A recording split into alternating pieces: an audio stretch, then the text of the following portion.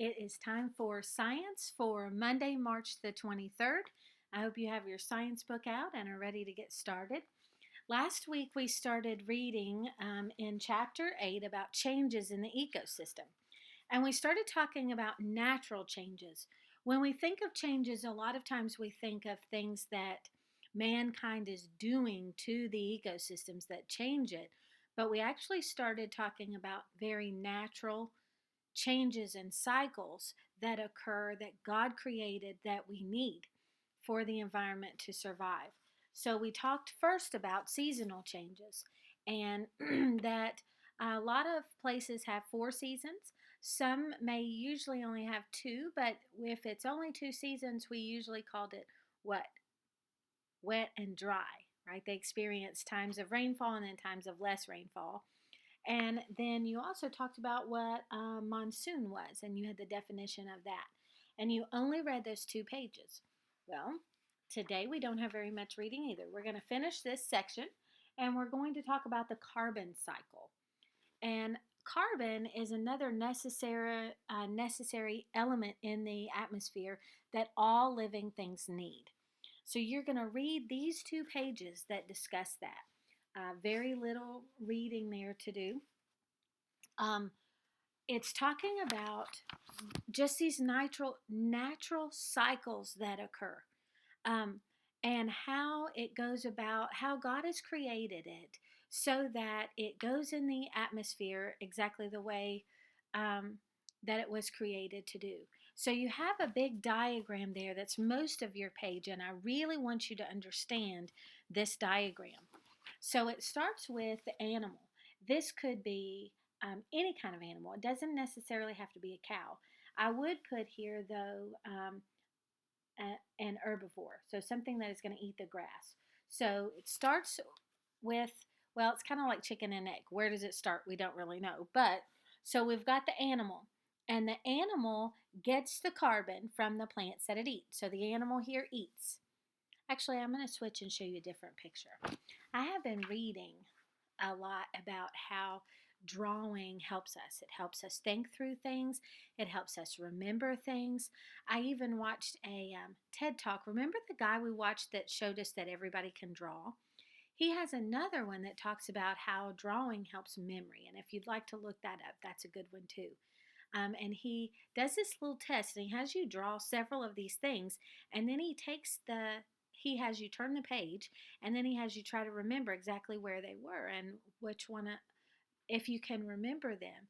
And a lot of times we can remember more when we draw. So what I did is I drew this diagram that's on this page, and I would encourage you to draw it too.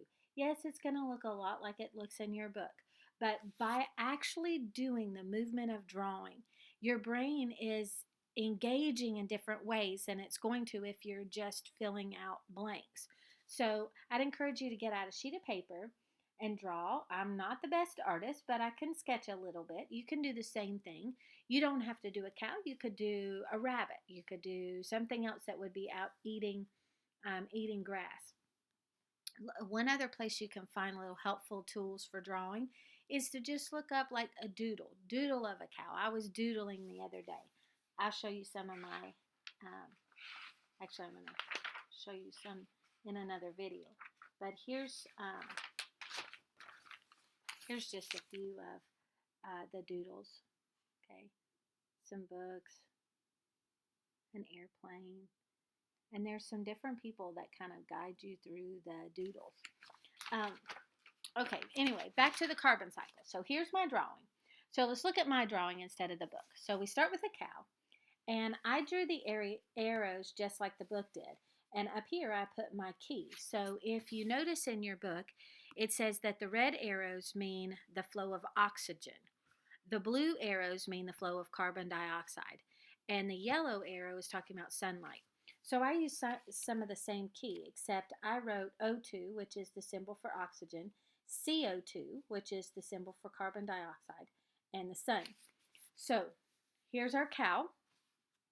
He is going to be getting carbon, okay, coming into him by eating the plants. Okay, and then he is going to release carbon dioxide through respiration. Now, respiration isn't exactly breathing. It is the using of the sugar from the plants and then releasing it back out. It's described well in your book, in which organisms use sugar molecules and oxygen to produce energy. So he's going to be taking in carbon. He's also going to be releasing carbon as he breathes out carbon dioxide back into the atmosphere. He's also producing waste that's going to go down into the ground.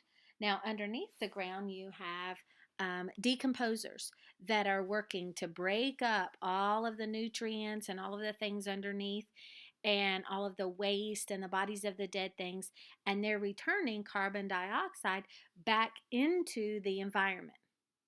Okay, now while all that's going on, you've got the cow eating the grass, breathing, you've got the worms down here, you've got fungi, you've got bacteria actively decomposing. You also have photosynthesis happening at the same time. And you see that in the middle of the page on your book. And so that is plants are taking in carbon dioxide and they are releasing oxygen. And photosynthesis is the process in which plants use water, carbon dioxide, and energy from the sun to form sugar molecules. And they use some of that, and then they also release some of it to help us and to help animals. So we've got, meanwhile, okay, animal, eating, breathing, decomposers, hard at work. Then you also have photosynthesis from energy from the sun. The plants are getting water, and then they're taking in carbon dioxide and releasing oxygen. Okay, so the red is the oxygen. And you see all of this works together. There's lots of things going on. What are some key elements here? We need the sun. Animals are required. Plants are required. Those things under the soil that we can't even see. What is essential is invisible to the eye.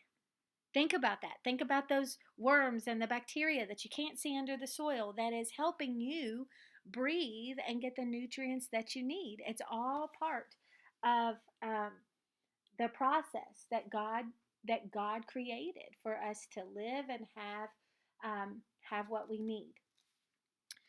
So I would encourage you to draw your own picture. Look at the diagram. Do some doodling. Get out your sketch pad. Get out your crayons. Adding color helps our brain too to remember. And I guarantee you'll remember it better if you draw it like this than if you just look at the picture. Or I'm going to say, what I want you to do is your study guide here. This is the study guide from your book, and it's page 133. And on the back is 134, and it's the diagram that we just talked about, the drawing from your book, and underneath it has you describing each one of those steps. Have you figured out what I want you to do? I don't want you to do this. I want you to do the drawing. I want you to get a sheet of paper. I want you to draw it on your own, and I want you to label what's going on. That's going to help you more than if you just fill in the blanks here. If you're filling in the blanks here, you're doing it separately in your mind. You're only just writing down words, and you're not really connecting it with the pictures. Okay, so challenge yourself today. I'm going to be challenging you more this week to do some more drawing and connecting that to what you're learning. But I do want you to do the other side of the study guide. And you're going to have to go back to the pages that we read on Friday that were about seasonal changes. And I want you to answer these key questions here, just mainly reviewing the dark words and the main information. And then you need to, 5 through 11 means you have to know what are the roles of carbon dioxide and oxygen. So you need to know what are the roles of both of those things. And then it's going to ask you to describe the 4 seasons. Use some good descriptive language in that. And then for 13, it's going to ask you to explain monsoons. Now, if you're doing an explanation question, you're not just doing a one word or not a complete sentence. I want you to write those well. Okay? Now, in the comments, I want you to pick one season. So this is really question number 12. I want you to pick one season that we experience. So, winter, spring, summer, or fall. And I want you to give me one really good sentence using some really good descriptive language describing that season to us. Okay? Use your good adjectives, use good prepositional phrases, which we talked about today in language, or will talk about depending on what order you're doing these in. And give us a very, very good descriptive sentence that's going to help us see that season. All right, you're doing great. Keep trucking, keep going along. I hope you have a schedule, you're sticking to it. I'll talk to you later.